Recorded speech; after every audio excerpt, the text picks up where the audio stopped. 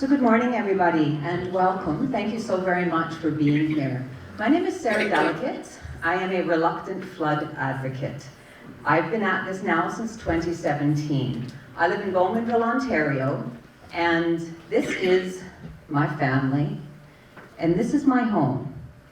So you're looking at through my living room window right now. This is our primary residence, and this was the first flood. And one of the challenges, one of the major frustrations I have with Plan 2014, now first of all, I hope to make it abundantly clear to you that they knew this was going to happen. This was predictable.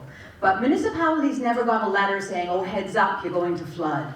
Emergency responders never got additional training or additional resources. And what you see here are our emergency responders recovering sandbags in what at this point was 7-foot swells with no life jackets, no harnesses, and they were recovering sandbags because there weren't any others.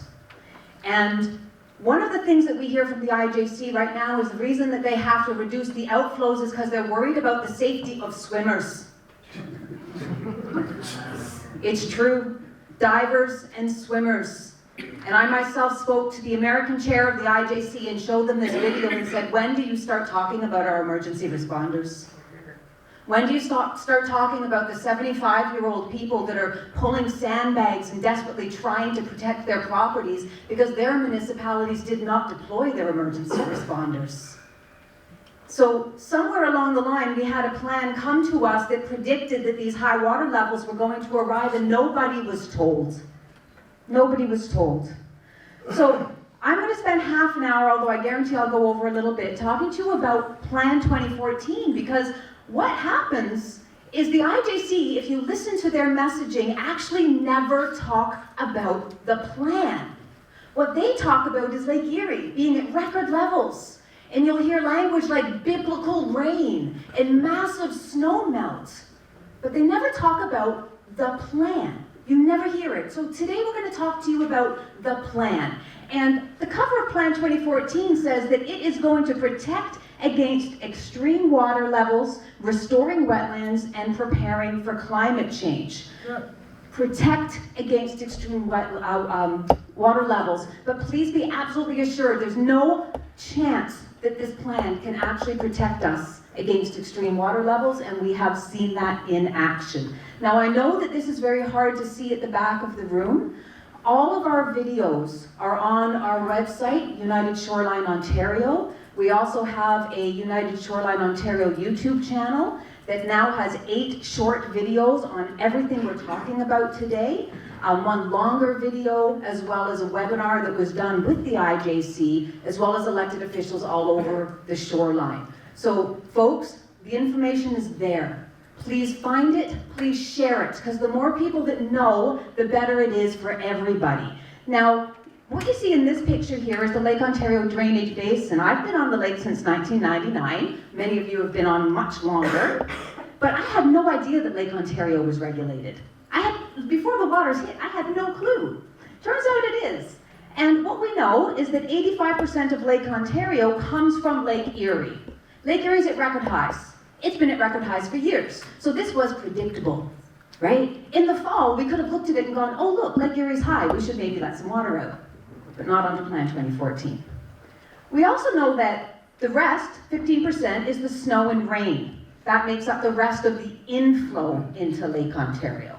So again, when we know that there's an incredibly wet spring, we know what the impacts are going to be. You don't actually need to be an engineer to figure that stuff out. The outflow is controlled through the Moses Saunders Dam in Cornwall. The Ottawa River, and I've got a better slide on this, joins below the dam. Now the problem is when the Ottawa River floods Montreal, the Lake Ontario outflows are reduced to protect Montreal, and then Lake Ontario rises extremely rapidly. So a 1-inch drop in Lake Ontario is an 11-inch rise in the St. Lawrence. It's traumatic, right? So what it means is that we can't respond quickly. When we're in the middle of the crisis, we can't blow the dam wide open without causing severe catastrophic damage on the other side. And so we hear that in the crisis situation, but our point is that you can actually avoid getting to that point, right? How do we use the dam to avoid getting to that point? So any changes to any regulation plan requires unanimous agreement from the 6 IJC commissions, International Joint Commission. These 6 people are extraordinarily powerful people.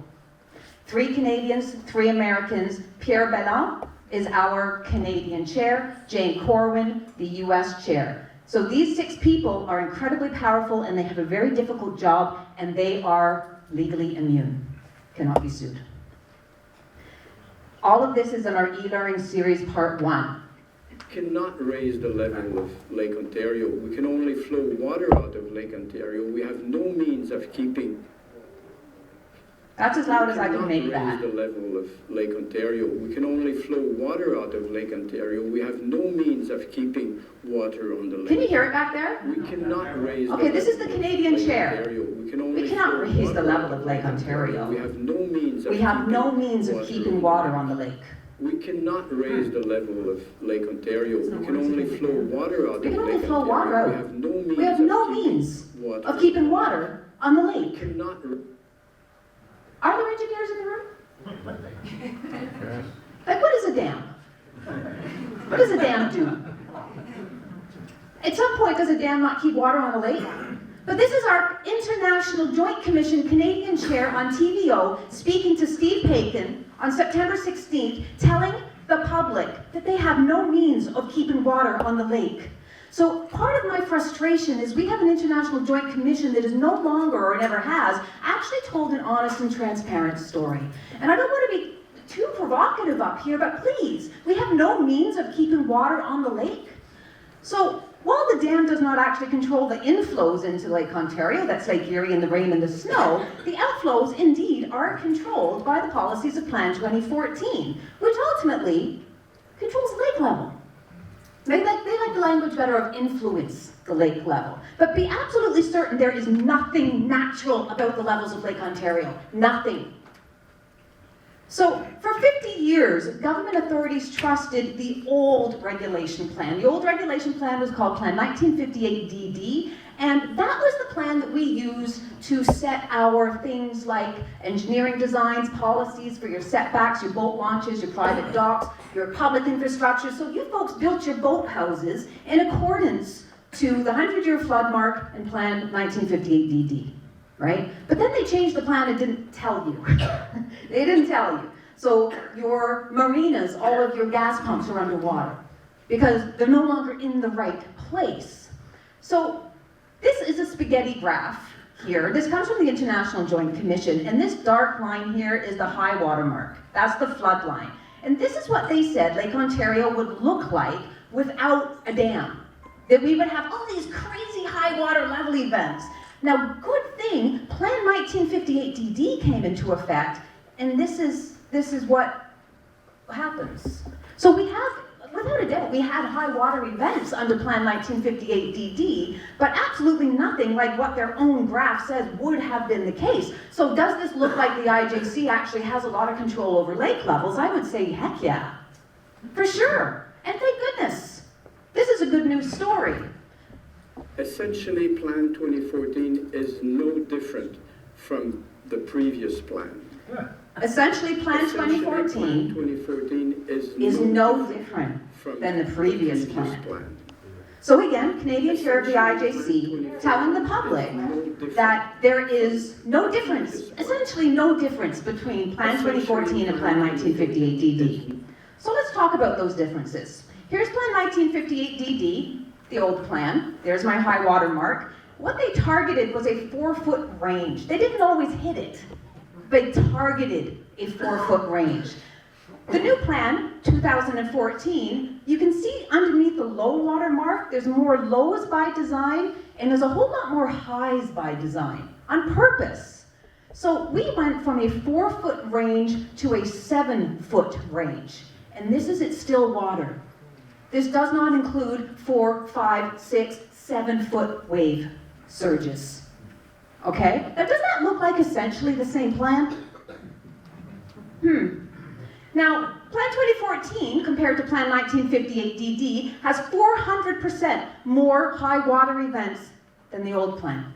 By design, higher highs, lower lows. 400% more flood events on purpose above the water line. Now, what's really bizarre about this is that the chief wetland scientist for the original study group that came up with the new plan, so this is the LOR, Lake Ontario St. Lawrence River Study Group, the chief scientist said that the highs that we had in 1958 DD were enough for the wetlands.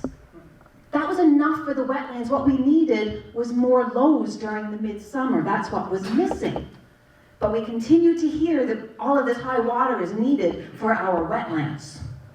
So we know now that lake levels are managed dramatically different in the spring due to Plan 2014. And I know this is not coming through terribly clearly, but I'll show you this bottom line here. This is the 1960 to 2016 average. So January, February, March, April, May, right? There's my year along the bottom. Here's the average. 2017 is when Plan 2014 came into effect. By design, what you see is January, February, March, it rises. Because they wanted a foot higher January, February, March. And then, of course, we got the biblical rains, okay? 2018, you can see January starts at the same point, this high mark that they wanted. We didn't get that kind of inflow, so we didn't have the flooding. 2019 is the gray line, and here we are again, starting at this really high mark. So we know that now the lake levels are being managed very, very differently, and there have been similar high precipitation years. There have, right? Yet we haven't had the same kind of levels of flooding. So what is different? Because climate change in Plan 2014 did not go into effect the same week of January 2017. It only has provisions for a higher level of water, a few inches in the fall and a few inches in the spring. Some years, other years, it would have less water than previously. The idea is to create a variation from year to year on the levels for a short period in the fall and the spring. There is absolutely no intent of keeping the lake 1 foot higher. There is no intent at keeping the lake 1 foot higher. It's just a few inches in the spring, a few inches in the fall for a short period of time. This is the messaging, again, the public messaging that we are getting from the International Joint Commission. But let's actually have a look at what the plan says. Now, you may have seen this tennis ball. I hate this damn tennis ball.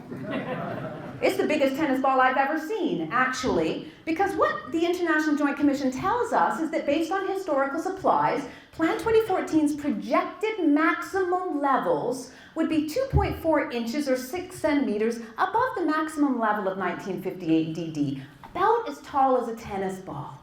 So gangs, raise your docks about a tennis ball, and we'll be flood resilient. Okay? Now, why this is extremely misleading is Plan 2014 actually changes the real trigger levels when they will deviate from the plan in April, May, and June by over a foot, 30 centimeters. That's one heck of a tennis ball.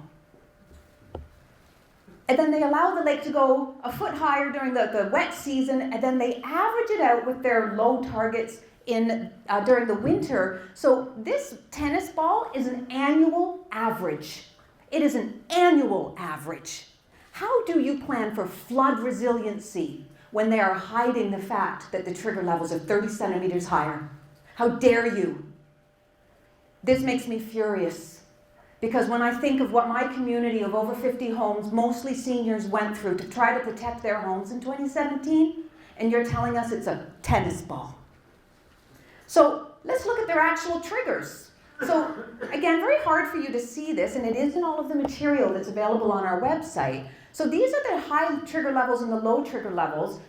And what that means is that the IJC will deviate and start to release more water or keep more water in. They cannot act until the triggers have been reached.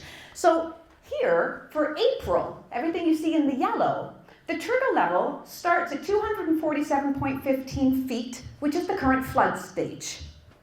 So we start at the flood stage, And then it rises, 247, 248, 248, right through to the beginning of September. So we could see April through September at higher than flood stages, some of them catastrophic, and it would remain for 5 months in a row and the board would not be required to act. This did not exist in Plan 1958 DD. Does this feel like a plan that's essentially the same? Because that's the messaging that the media is continuing to get. Essentially, Plan 2014 is no different than the previous plan. But let's look at this. What the IJC tells us is an unregulated lake has about a 6.5-foot range on average. Plan 1958 DD had a target range of 4 feet, but an actual range of 6 feet, because they couldn't control all things. Plan 2014 has a total range, a target range of 7.1 feet. 7.1 feet is the target range, but that doesn't tell us what the actual future range is going to be. And what we've seen out of 2 out of 3 years, it's been pretty darn catastrophic. So, again, to me, this is really simple. If you have Plan 1958 DD and Plan 2014 that we know takes us up by a foot, and you introduce more water, which glass is going to overflow first? It feels pretty simple, right? So if you know that you've got record highs from Lake Erie, if you know that climate change is bringing us more unpredictable weather patterns, why would you fill up the cup? That doesn't sound like climate change resiliency to me. So that was the same slide of it's essentially the same. I just love that. I just love that. All right, so we know that we are less resilient to climate change. And part of the reason for that, this is cut and paste right out of Plan 2014. And what they did is they said some of the benefits that we had under 1958 DD are the results of, and I love this language, ad hoc, discretionary decisions by the International Board of Control. So those really smart engineers that had been at it for decades, we let them have discretionary powers. But we're going to make these benefits more assured and predictable by removing the discretionary aspect of these decisions. They are no longer allowed any discretion. Plan 2014 will use the releases prescribed until Lake Ontario reaches specified high or low trigger elevations. If the levels reach that high trigger, then the board will deviate. They actually need permission to deviate. Under 1958 DD, they could deviate. These very smart people could look at each other and go, holy crap. Look at Lake Erie. We should do something. Plan 2014 doesn't look at Lake Erie. Doesn't even look at Lake Erie. It doesn't look at the weather forecast. There's no forecasting, right? So deviation for lake outflow is only controlled when we have deviated, right? So, and they have to get permission for this. So what we know is that Plan 2014 can't protect us from these extreme levels because it actually creates the extreme levels. When you listen to the news, please listen very critically. When the IJC talks about all their great action, all the wonderful stuff that they're doing for us, they talk about the record releases, record outflows. We've never had outflows like this. Yeah, but we've also never had inflows like this. And your outflows aren't even close to keeping up with the outflows. The other thing that they say is that they are releasing as much water as possible. That's a lie. What they actually need to say is they're allowing as much water out as permissible because they are shackled by the plan.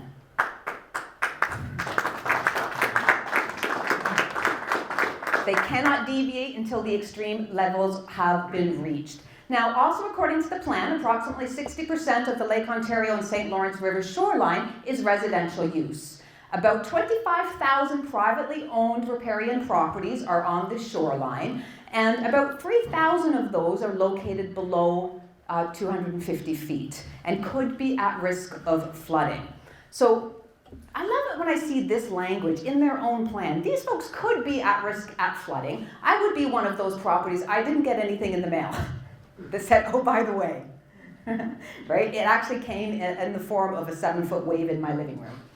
So Part 3 and 4 of the e-learning series is done by a fellow named Bernie. He's a brilliant engineer in New York who has done a lot of work studying the plant. I strongly encourage you, do the e-learning. They're 10 minutes a piece. But they help you understand some of the policy that exists in Plan 2014. So the first thing I'm going to talk to you about, as briefly as I can, and I know this stuff is complicated, gang.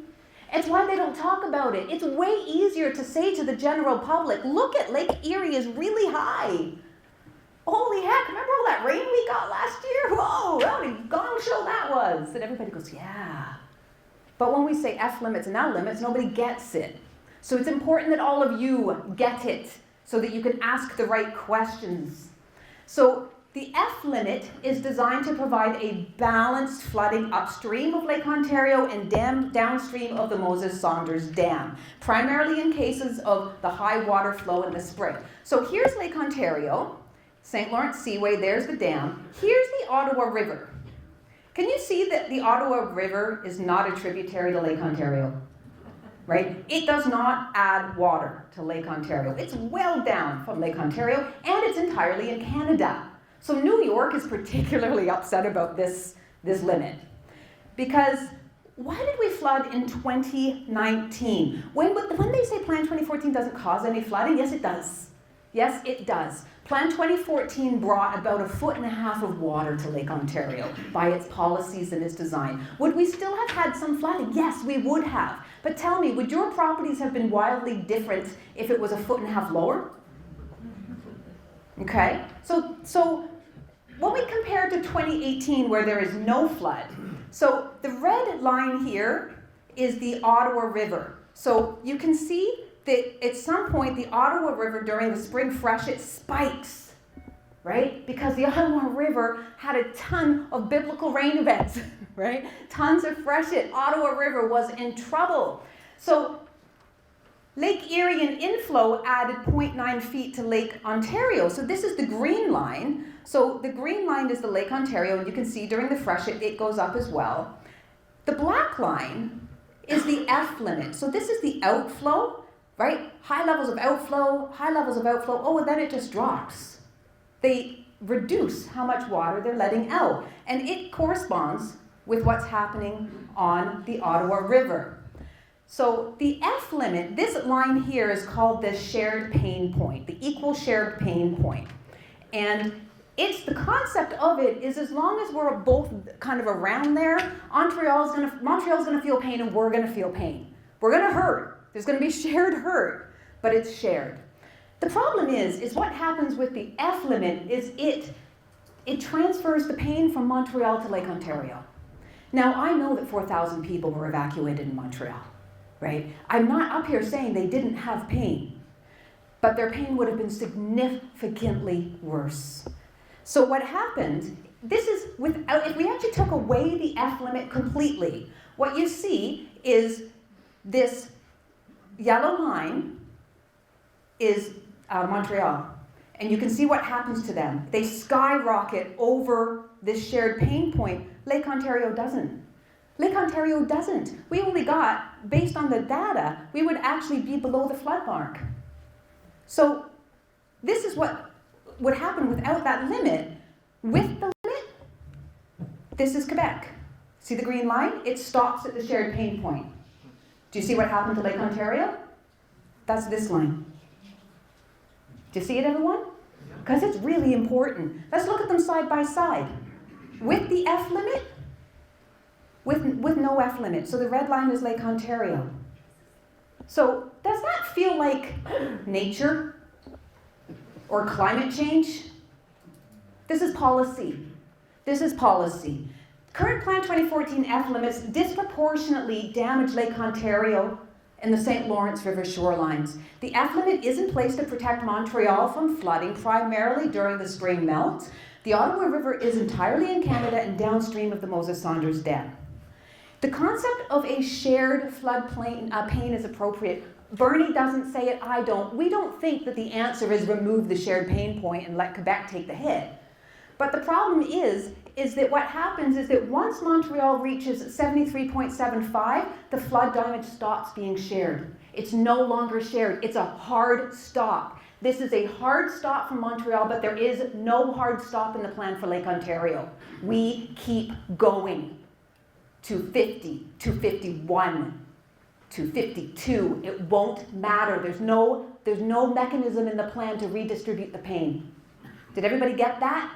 Right? Because it's really, really critical. And the main reason for it is Quebec refused to sign a new plan unless there were protections that wouldn't have them suffer more flooding. And that's the line, the F limit. The L limit is designed to maintain St. Lawrence water flow velocities at a safe level for navigation. Because if we open the dam too much, the velocity becomes very fast in the river and the ships can't navigate well anymore. It's not safe for them. And it's not safe for those swimmers and divers. Right? So the L limit is very much about shipping. And the L limit, although it does apply all year, really it's, applies April to December 31st. Now know that this high water level allows shipping to extend their season, right? Shipping can run right through to December 31st, right? It's a massive benefit of the plan. Now, also, this is in the e-learning part 6. Please do the e-learning.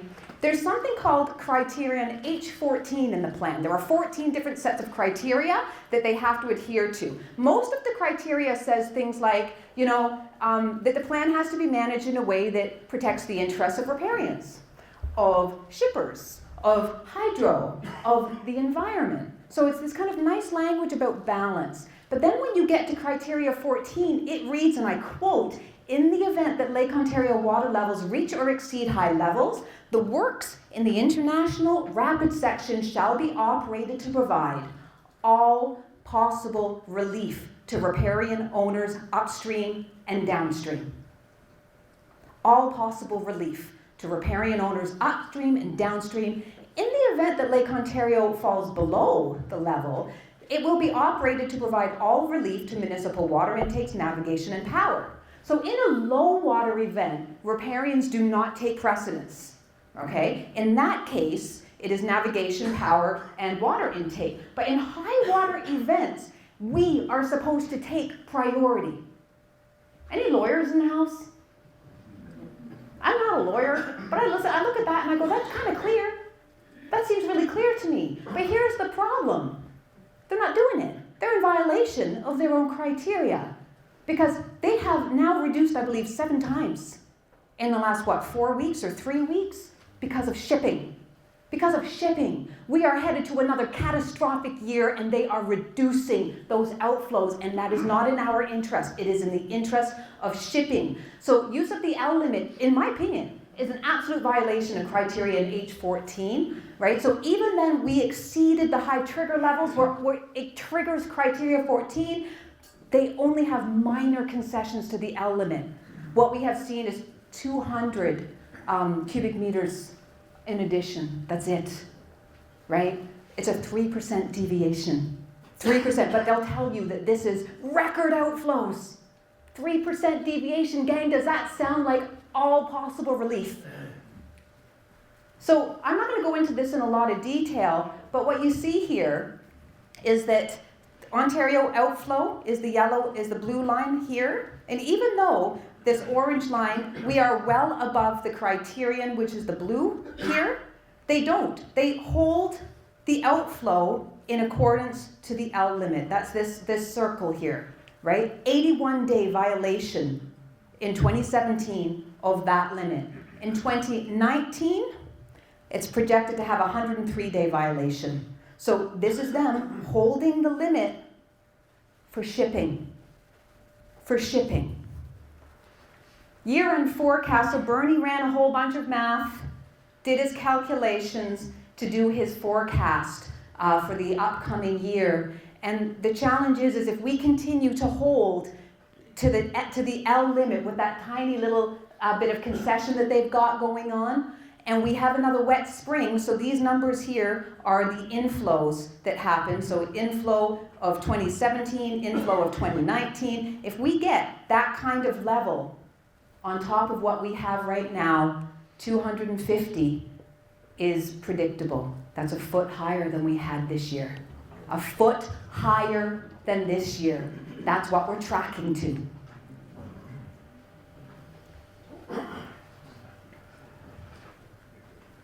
Fire them. This is basically So here's the Canadian chair again. My speaker went to sleep. This is basically This is basically what nature did to us. what nature did to us. What nature did to us. Does it sound like basically what nature did to us? This is basically what nature did to us. So when they were actually designing the plan, they had their 15-year study groups. They came up with a series of plans, Plan A, Plan D, Plan B. On the chart up here, these are the increased environmental benefits. So the higher you go this way, the better the benefit. So the problem is that the IJC didn't actually take the study group's recommendations. And if you listen to Frank Scaramamano, who was one of the original members of the study group, he's also one of our e-learnings, he did a testimony in front of the US Senate, New York Senate, right, where he talks about how this plan was chosen. And he said they did not consider the study group plans, they went behind closed doors in private meetings with environmental groups and came up with a plan that we did not recommend. And that is Plan 2014. So Plan 2014, you can see, is the same as Plan B, slightly less than Plan B for environmental benefits. The ribbon down at the bottom here are Lake Ontario damages, right? So this was Plan 1958 DD, that's the baseline right here. Plan D would have been a benefit to us from a shoreline perspective. Plan A, Plan B, please look at where Plan 2014 ends up. They knew that this was going to cost, that this was going to be a catastrophic damage plan, and they chose it anyways. In the plan, it says that they acknowledge that there's going to be an increase in flooding, erosion, and damages. In fact, they say more often than not, Plan 2014 would increase the damages compared to Plan 1958 DD, but we have a Canadian chair that says it's essentially the same.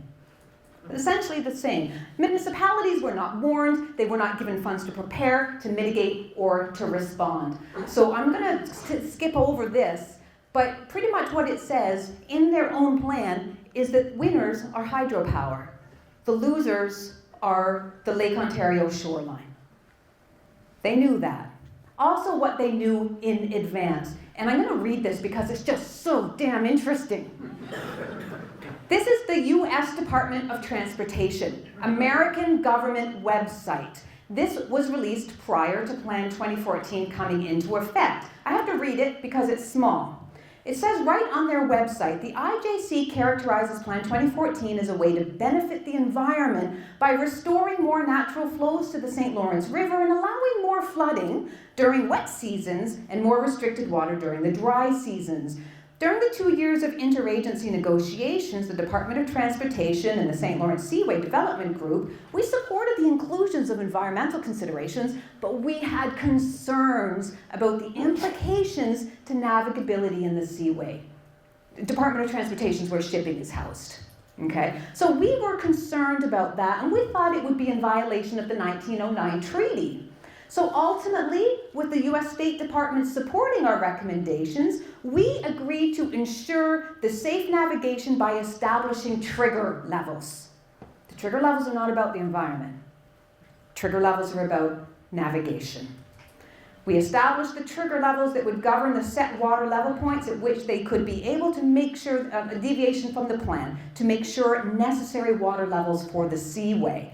Last line it says here is that since the 2016 announcement, environmental groups in the shipping industries have expressed support for the water regulation plan. The only group at this point that has expressed concern or opposition are landowners on the south shore of Lake Ontario whose homes will likely be flooded as a result of the new plan. Government website before Plan 2014 was launched. I think it's going okay. We know it's not going okay in the sense that people are still flooded in some areas, but what I'm saying is that it is not due to the way we manage the dam, it's due to what is sent to us by above. You think it's going okay? No, it's not going okay because people are still flooding. Flooded in some areas, but what But I'm saying is it is not not due to the way that we manage the plan. It's due It's due to what's sent to us sent to us from by above. So amazingly, they knew what was going to be sent from above in 2008. This is a Globe and Mail article, 2008. At a news conference yesterday, an IJC official said adopting a more environmentally friendly water management plan would also likely increase the losses due to flooding by about $2.75 million a year. That's just in a good year. And then, by the way, we know that's grossly underestimated. But he also warned that those living around the lake and the river, Canada's most heavily populated region, would be more vulnerable to infrequent, catastrophic flooding that would cost more than $100 million.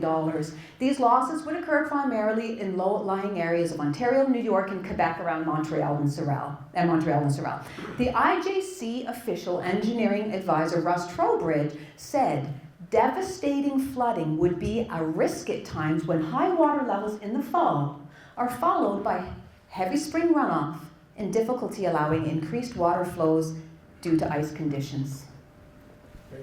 Those exact conditions have happened 2 out of 3 years. 2 out of 3 years, and the impact has been well over $100 million in catastrophic damages. Now, one thing that is absolutely astounding to me is not a single homeowner on Lake Ontario has received a penny of government assistance. Not one. Not one. There's a home in my community this year. Their foundation was compromised due to the flooding. Their house needs to be torn down. 4 children and husband and wife out of their home. Not a penny. In New York, every homeowner, every riparian got 50,000 American dollars in 2017 to repair their shorelines. They just announced again right now. So you can throw a rock at some of the Americans over there. They get 50,000 American each for their repairs. Canada, nothing, not a single penny. Same plan, same body of water. Why? So they talked about minimal damage calculations in Plan 2014, but we know they used 2001 dollars. They only looked at private property. They did not look at any municipal properties, and grossly undervalued. The estimates are 40% undervalued. The following costs were not included when they did their emergency calculations, their cost calculations. The cost of emergency response has been hundreds and hundreds of thousands of dollars to municipalities. Some very small municipalities that don't have hundreds and hundreds of thousands of dollars. Toronto Islands was $100,000 a week in flood response. Damages to municipal infrastructures, your roads, your drainage, sewers, not included in the damage calculations. Damage to public parks and beaches, damages to properties that are on the bays and the creeks and the inlets were not considered. Lost economic activity from shoreline businesses, not considered. Lost taxes due to decreased property values, not considered. Yet, the Boundary Water Treaty of 1909, we hear this get thrown around a lot. It's a very powerful document, lawyers in the room. Article 8 reads, the following order of precedence shall be observed among the various uses enumerated hereinafter. I love that language, legalese, for these waters, and no use shall be permitted which tends materially to conflict with or restrain any other use which is given preference over it in this order of precedence. So this is the order of precedence. Number 1, uses for domestic and sanitary purposes. Overrides everything. Number 2, use for navigation, including the service of canals for the purposes of navigation. And 3, uses for power and irrigation purposes. Does that seem clear to you on who's supposed to take a priority? That's the Treaty of 1909, but it's not playing out. Also in the treaty, in the supplementary order of approval, but it's also in the treaty, in accordance with Article 8 of the Boundary Treaty, interests on either side of the international border that are injured by reason of the construction, maintenance, and operation of the works shall be given suitable and adequate protection and indemnity as provided in the laws of Canada or the constitutions and laws of the United States. If we are injured, we are supposed to be compensated. Have you picked up your check yet? I haven't received mine. I look every day. I look every single day. The IJC is well aware that Plan 2014 increases shoreline erosions and costs. Municipalities, businesses, homeowners, emergency responders, I ask you, where is that protection? Where is that immunity or that indemnity? Now know that on the American side, there's a group that is starting a lawsuit. So I have actually up here, where did they go, the bumper stickers? We have a bunch of bumper stickers. This is one of them. All right. So the group is LOSLRA, and they're beginning a fundraising campaign. In fact, there's one this weekend in Sodas Point where their goal is to aim $100,000. Their intention is not just to sue to have Plan 2014 stopped, but they're suing for damages. There has not been a lawsuit on this side of the border. I don't have the capacity, right? We're volunteers. I can't tell you how much of my life has been sucked out of in my family as a result of Plan 2014. I don't have it in me to start a lawsuit. But if there are folks in this room that thought that's the kind of thing I could get my heads around, we should be considering it, because we are in violation. We're violation of the treaty, in violation of the order, in violation of criterion H14. Essentially, Plan 2014 is no different from the previous plan. The previous plan. I just love it. Are you convinced that it's no different than the previous plan? 2014, All right. So, again, my name is Sarah Delicate, and I have been going up and down the shoreline doing delegations in various councils and urging elected officials to act as our voice, because the shipping industry has a very powerful lobby group, well-funded lobby group. The environmental industry, well-funded lobby groups. Hydro, well-funded lobby groups. Do you know of any well-funded lobby groups for the riparian homeowner? No. In fact, this is the point where I'm going to ask you to please go on to United Shoreline and help fund us. We're completely self-funded. It's cost me a fortune over the last couple of years, right? There's a GoFundMe campaign. Even if you can only donate $25, it helps build the videos, it helps get us in front of the audiences that we need, and it helps allow us to be significantly more obnoxious in the types of approaches that we're going to consider. Because we cannot stay quiet. I cannot afford 250 feet. I can't. Can you? So with that, I'm going to pass it over. We actually have to clap for me first. This is really